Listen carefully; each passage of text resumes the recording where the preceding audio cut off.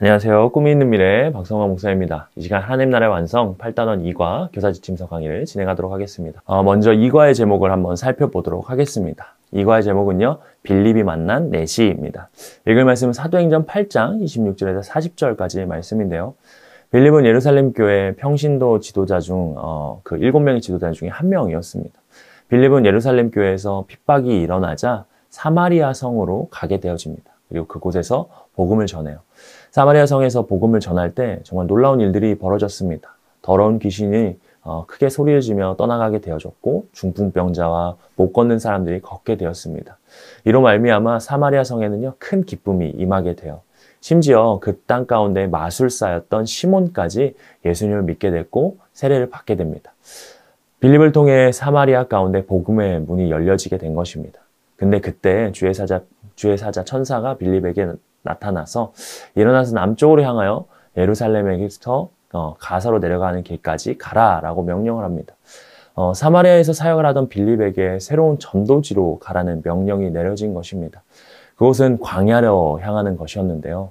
예루살렘의 핍박을 피해 사마리아에서 지금 정착했고 예수를 믿게 된 사람들을 양육해야 하는 그런 상황이었는데 주의 사자가 사람이 없는 광야로 가라라고 명령한 것입니다. 그러나 빌립은 명령에 따라 바로 광야로 향하였고요.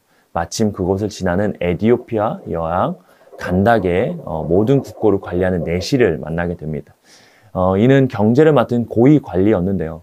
빌립은 수레를 타고 이동하면서 이사야의 글을 읽고 있는 그에게 그 읽고 있는 것을 깨닫느냐라고 묻습니다. 그러자 에디오피아 내시는요, 알려주는 사람이 없어서 깨달을 수가 없다라고 대답을 합니다. 그 대답을 들은 빌립에게 이제 알려달라라고 청하죠. 빌립은 그에게 이사야의 말씀을 해석해주고 예수를 가르쳐 복음을 전한 뒤에 길을 가다 물이 있는 곳에서 그에게 세례를 베풀어 줍니다.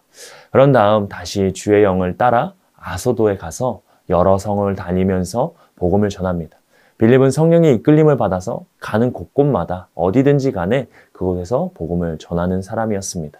이와 같은 내용을 가지고 우리 아이들을 가르쳐야 될 원포인트는요, 하나님의 인도하심을 따라 복음을 전해야 한다라는 것입니다. 우리 함께 외울 말씀 같이 읽어보도록 할까요? 같이 읽겠습니다. 시작.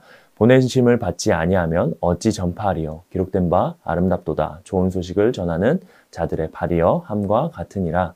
로마서 10장 15절 말씀. 우리 함께 그럼 이어서 웰컴 활동을 살펴보도록 하겠습니다. 웰컴 활동 복음 전하기인데요. 교회나 예수님에 대한 질문한 친구에게 예수님에 대해서 잘 설명해 준 경험이 있는지 우리 친구를 좀 나눌 수 있도록 해주시면 좋겠습니다. 이렇게 인도해주시면 좋을 것 같아요. 예수님에 대해 질문한 친구에게 잘 설명해 준 경험이 있다면 그걸 생각해보고 한번 적은 후에 그 이야기들, 경험들을 나눠보도록 할게요 라고 하시고 나눠주시고요. 그리고 이렇게 정리해주세요. 누군가 교회에 대해 예수님에 대해 질문했을 때 우리는 대답을 참 잘해야 됩니다. 근데 오늘 말씀에도 보게 되어지면 예수님에 대한 질문을 받은 사람이 나옵니다. 그 질문에 우리는 어떻게 대답을 하고 반응해야 될지 우리 어드벤처를 통해서 한번 살펴보도록 하겠습니다 라고 하시면서 어드벤처로 넘어가 주시면 좋을 것 같습니다. 어드벤처의 세 가지 질문을 통해서 우리 말씀을 살펴볼 텐데요. 첫 번째 질문은요. 빌립은 주의 사자의 말을 따라 어디로 향했나요? 예루살렘에서 가사로 내려가는 길까지 갔는데 그 길은 광야였습니다. 주의 사자가 빌립에게 일어나서 남쪽으로 향하라 라고 말합니다. 그래서 예루살렘에서 가사로 내려가는 길까지 가라고 했습니다. 그런데 가보니 그곳은 광야 길이었던 것이죠. 두 번째 질문입니다. 광야에서 에디오피아 내시를 만난 빌립은 무엇을 했나요? 이사야의 글을 읽고 있던 에디오피아 내시가 내용을 이해하지 못하자 말씀을 설명해주고 예수님을 가르쳐서 복음을 전해줍니다. 빌립은 광야길을 가다가 이사야의 글을 읽고 있던 에디오피아 내시를 만나게 됩니다. 그 내시가 성경의 내용을 이해를 못하자 빌립이 말씀을 설명해주고 해석해주고 예수님에 대해서 가르쳐 복음을 전하게 되어집니다. 세 번째 질문입니다. 복음을 들은 에디오피아 내시는 물이 있는 곳에 이르렀을 때 어떻게 했나요? 빌립에게 복음을 들은 에디오피아 내시는요, 물이 있는 곳에 이르렀을 때 세례를 받고자 합니다. 빌립에게 복음을 들은 에디오피아 내시는 길을 가다가 물을 만나자 세례를 받기를 원해서 빌립이 내시에게 세례를 베풀어 주었어요. 이와 같은 말씀을 가지고서 우리 밸류의 질문을 한번 이어가 보도록 하겠습니다. 첫 번째 질문입니다. 주의 사자가 한 말을 따라 남쪽으로 향했다가 광야를 마주했을 때 빌립은 어떤 마음이었을까요? 광야를 보았을 때 굉장히 당황했을 수도 있고요. 자신이 가는 길이 틀렸다라고 의심이 됐을 수도 있습니다.